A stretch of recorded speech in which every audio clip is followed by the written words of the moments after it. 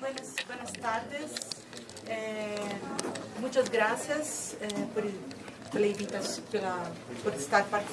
pela participação neste simpósio. Eu vou pedir uma permissão para falar em português, porque este texto, esta ponência, é uma ponência que fiz com minha colega Bia Labat, e fizemos essa ponência em português. Bia. Bem,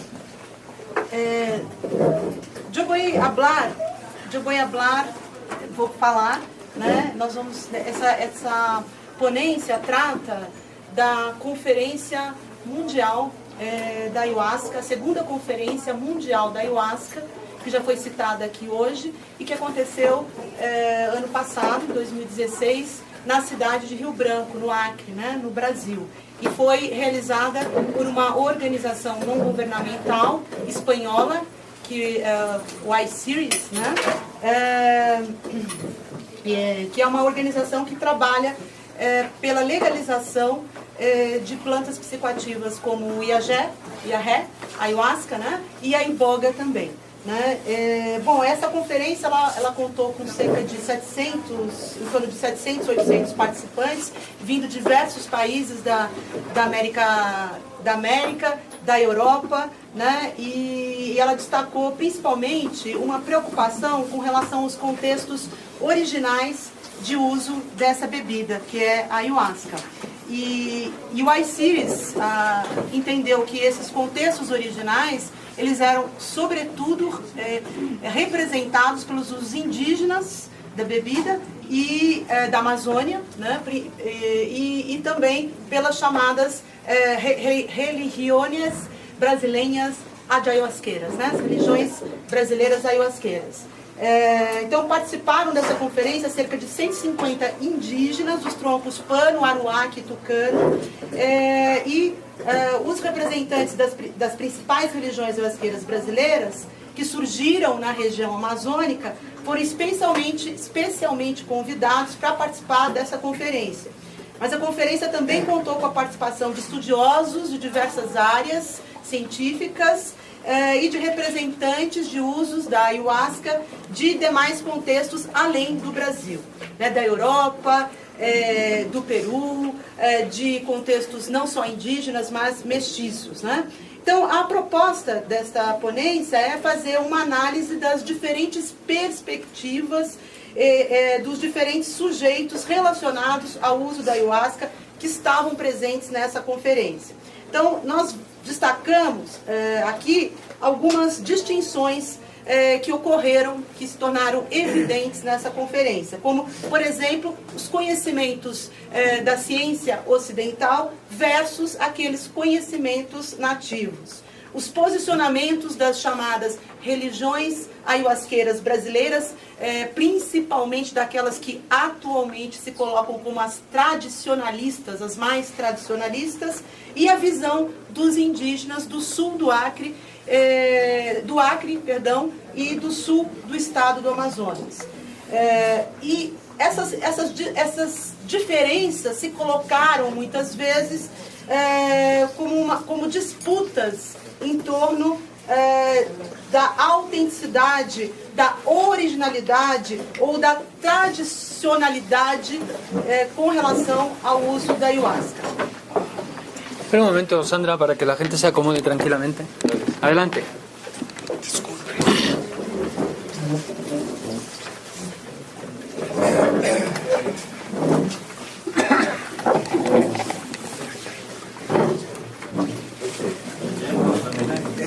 Este tiempo no se puede preguntar. No te preguntas. Ya preguntas.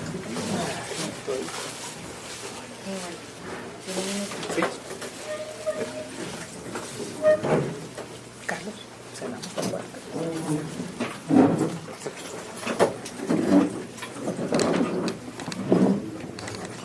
Adelante. Buenas tardes. Continuando, estou falando em português, certo? Perdão. Então, estou falando da conferência, segunda conferência mundial da ayahuasca realizada em Rio Branco. Então, né, acerca do embate, da disputa entre conhecimentos científicos e conhecimentos nativos. O que nós outras observamos é mais ou menos o seguinte, né? Um primeiro ponto que nos chama a atenção sobre essa diferença de perspectiva diz respeito a um conjunto de críticas que foram feitas principalmente pelos representantes das religiões ayahuasqueiras brasileiras, que se consideram as mais tradicionalistas, e também por representantes de etnias indígenas e seus porta-vozes não indígenas, seus representantes não indígenas, né?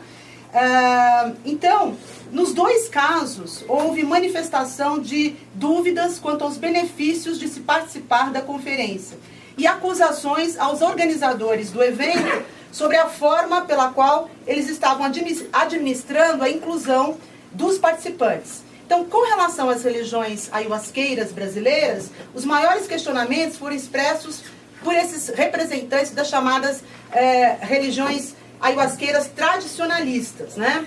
E essas religiões hesitaram muito sobre a sua participação na conferência, em primeiro lugar, devido à sua recusa de se associarem a algo realizado em conjunto com grupos com os quais eles discordam.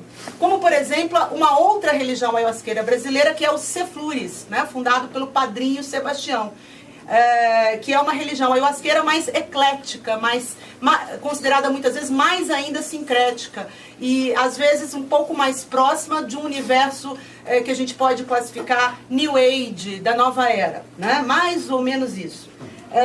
Bem, ao longo da conferência, alguns representantes das chamadas religiões ayahuasqueiras tradicionalistas criticaram duramente critérios e escolhas de palestrantes ou convidados feitos pelos organizadores do evento. E no decorrer da conferência se tornaram mais constantes as críticas dessas religiões aos modos também de participação dos indígenas no evento. E também é importante dizer que os receios de muitos representantes dessas religiões ayahuasqueiras que se consideram mais tradicionais abrangiam também todo um conjunto de questões muito diverso, como, por exemplo, com relação a quais instituições estariam financiando a conferência ou os organizadores do evento, o iSeries, né? Se também essa conferência estaria ou não ligada a interesses comerciais, como de vender ayahuasca, né? Ou ainda se o iSeries apoiaria o uso ou a legalização de diversas drogas. Tema com o qual essas religiões não concordam, né? É importante dizer. Bom, com relação às críticas feitas pelos representantes de etnias indígenas, né? Então, no primeiro momento, se disseminaram críticas de representantes de etnias indígenas a respeito do número de indígenas convidados a participar do evento, como palestrantes, que foi considerado pouco, né? E também a respeito do auxílio financeiro dado para esses representantes indígenas se deslocarem até Rio Branco, que inicialmente também foi considerado pouco, né? Um indigenista brasileiro, aliado de vários representantes de etnias indígenas, chamado Jairo Lima, denominou, nesse conjunto de críticas, né, denominou os organizadores do evento como, entre aspas, doutores que acham que entende de tudo. Quer dizer, uma crítica aí pejorativa. E esses doutores, disse ele, pensam que ao chegarem ao local onde nasceu a cultura da ayahuasca, tem a ousadia de ditar como deve ser o evento, quem pode participar e quantos podem participar dele. Então, este indigenista também criticou fatos como o tempo de fala dado aos indígenas convidados e a necessidade de se exigir que os indígenas enviassem resumos de suas apresentações. Esse tema do formato das mesas de apresentações foi duramente criticado pelos próprios indígenas num documento que eles apresentaram ao final do evento, né? A Carta dos Povos Indígenas do Acre e do Sul do Estado do Amazonas. Uma outra indigenista brasileira que apoia certos grupos indígenas, Dedé Maia, né, também fez críticas parecidas, similares. Maia designou pejorativamente os membros do I-Series, que ela chama de os espanhóis, né, de doutores do assunto, argumentando que alguns organizadores do evento não conseguiam estabelecer um diálogo com os indígenas devido à dificuldade de romperem com o formato puramente acadêmico do evento. Maia chamou o evento muitas vezes de um evento elitista, como tendo um elitismo científico, né? Essa indigenista relatou também em seu blog que os organizadores do evento, os espanhóis, pareciam incomodados com as demandas dos indígenas de participarem das mesas dos cientistas, junto com as mesas dos cientistas, né? Em relação a essa crítica, um dos organizadores do evento, né, disse que a conferência não era indígena, não era apenas indígena, né, mas que era uma conferência plural, ampla, não exclusivamente científica, mas também não exclusivamente indígena. Enfim, que a conferência visava abranger perspectivas de diferentes sujeitos, não apenas indígenas. Por outro lado, os indígenas, né, entendiam que eles eram os verdadeiros anfitriões deste evento, pois eles estavam na sua terra e por isso eles se consideravam os guardiões dos assuntos abordados pelos cientistas nas mesas. Então esse termo guardiões ele foi muito recorrente ao longo de todo o evento e ele foi utilizado constantemente por indígenas e seus porta-vozes, né, seus representantes não indígenas, para se referir a temas como a originalidade, a autenticidade, a anterioridade, a legitimidade dos usos, dos conhecimentos ligados a esta bebida conhecida como ayahuasca, né? Vamos pular algumas coisas aqui. Importante dizer que a organização do evento, né, o I-Series, respondeu a várias dessas críticas, né, em sua página oficial. Importante dizer que ela financiou, né, como que eu posso dizer? Havia uma verba do evento, né, específica para financiar participantes indígenas do evento e também foi criada uma comissão com representantes indígenas e aliados de indígenas específicas, né, para tratar de questões indígenas, né? Bom,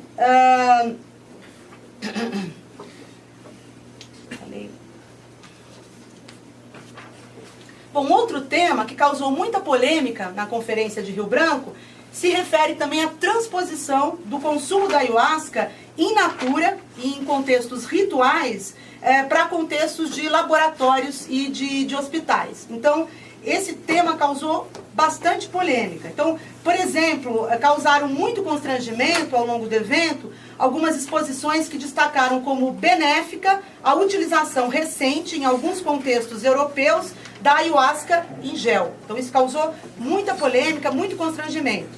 E como também causou constrangimento a ideia colocada por alguns palestrantes cientistas, né, estudiosos, de que já existia bastante comprovação científica da eficácia terapêutica da ayahuasca sem necessidade de rituais. Então isso gerou polêmica e bastante insatisfação entre aqueles que não eram cientistas, né?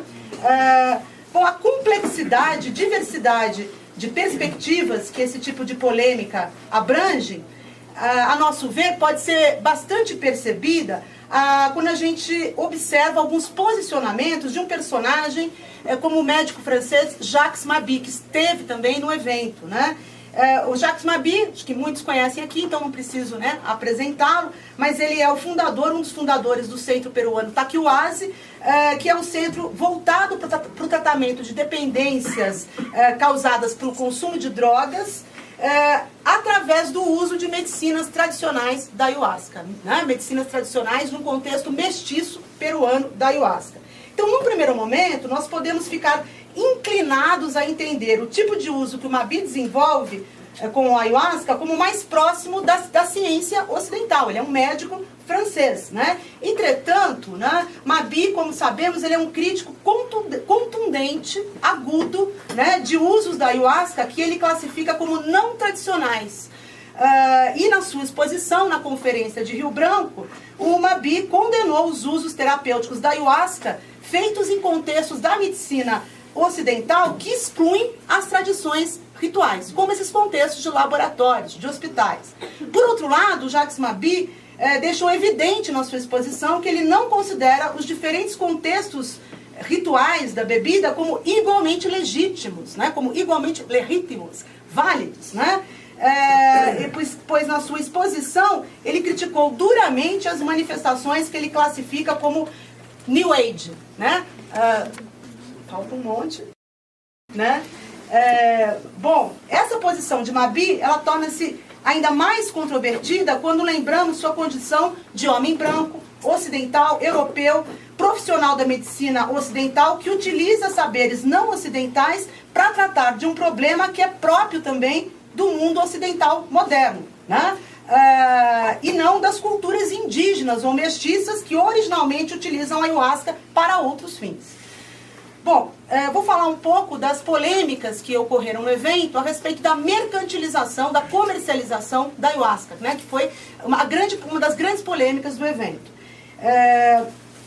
Essa polêmica, essa acusação de comercialização da ayahuasca entre as religiões ayahuasqueiras brasileiras, ela vem de longa data, né? Ela se inicia com o processo de expansão dessas religiões nos anos 80 para fora da região amazônica.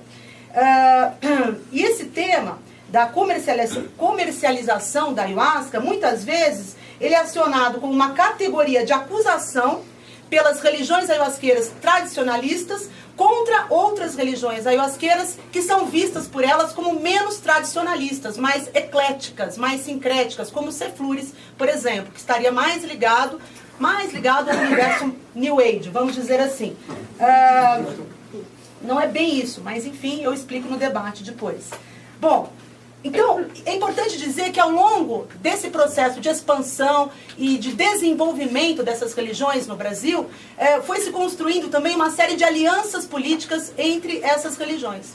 Basicamente, três grupos, que são o Alto Santo, né, do Acre, que é liderado pela viúva do mestre Irineu, um centro que é ligado à religião ayahuasqueira da Barquinha, conhecida como Barquinha popularmente, e a União do Vegetal, uma outra religião ayahuasqueira, foram se articulando politicamente e demandando junto aos órgãos do governo brasileiro uma série de direitos, como, por exemplo, o último deles, né, agora mais recentemente, em 2008, foi o pedido de registro do uso da ayahuasca, que esses três grupos fizeram ao governo brasileiro, pedido de registro do uso da ayahuasca como patrimônio imaterial, cultural imaterial do Brasil, né?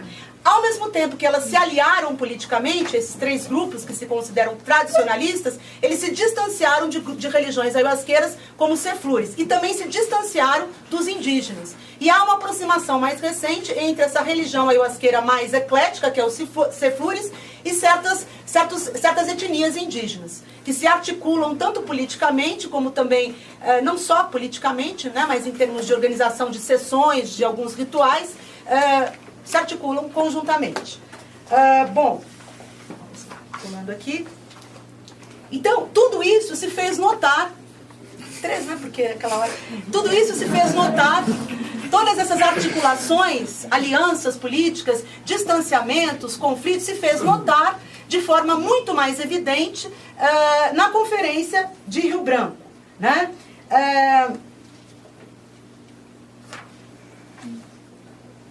Então, nas conversas informais da conferência, nos bastidores da conferência, ocorreram manifestações, comentários que insinuavam a acusação de comercialização da ayahuasca feita pelos Ceflures. Mas o fato mais novo que ocorreu naquela conferência, que ganhou mais destaque, diz respeito às acusações de integrantes das religiões ayahuasqueiras tradicionalistas com relação à comercialização da ayahuasca feita pelos indígenas, né? Isso foi o fato novo, né? Essa acusação ela foi publicamente colocada no segundo dia da conferência, numa apresentação feita por um dos integrantes de uma dessas religiões ayahuasqueiras tradicionalistas, o Alto Santo, e esse integrante, né, do Alto Santo, afirmou, no momento de sua exposição, que o daime, como se chama ayahuasca no Brasil, né? O daime tem valor. E ele tem valor, e por isso ele não pode ter preço, pois isso significa a nossa rica cultura sendo colonizada pelo poder econômico. Então, esse integrante questionou, né, o fato dos indígenas estarem realizando cerimônias de ayahuasca nas quais se cobrava para se tomar ayahuasca. De fato, ocorreram várias cerimônias, né, elas estavam sendo, inclusive, divulgadas na página do evento, os organizadores do evento sabiam dessas cerimônias, e essas cerimônias eram organizadas por diferentes representantes de etnias indígenas, em parceria com não indígenas, né, com brancos que são aliados desses indígenas.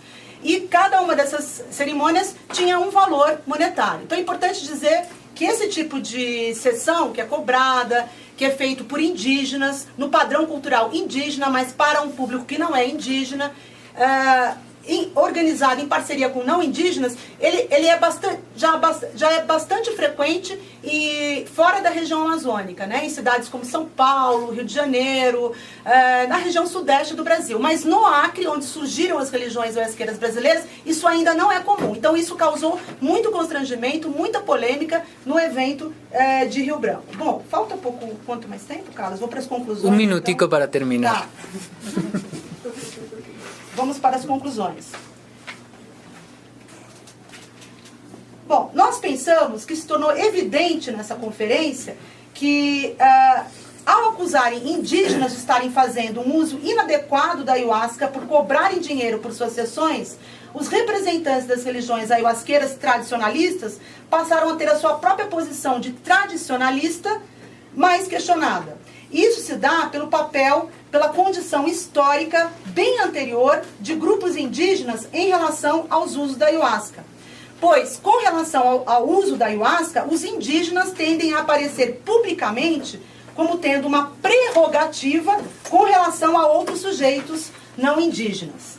Então, neste cenário, as religiões ayahuasqueiras tradicionalistas, elas não podem criticar os indígenas ou rivalizar com eles do mesmo modo como elas têm feito historicamente com outras religiões ayahuasqueiras mais sincréticas, mais ecléticas, como os ceflures, sem que elas tenham seu próprio status, sua própria posição sobre o uso da bebida ameaçada ou danificada. Então, o aumento de parcerias de etnias indígenas com representantes de religiões mais ecléticas, como os ceflures, e também com integrantes de grupos ayahuasqueiros ligados a universos da nova era, posiciona os índios ao lado dos diferentes e dos ecléticos, extrapolando a sua condição de originários. E isso tem o efeito de complicar as divisões, as classificações definidas pelas religiões ayahuasqueiras tradicionalistas, que são as divisões de tradicional,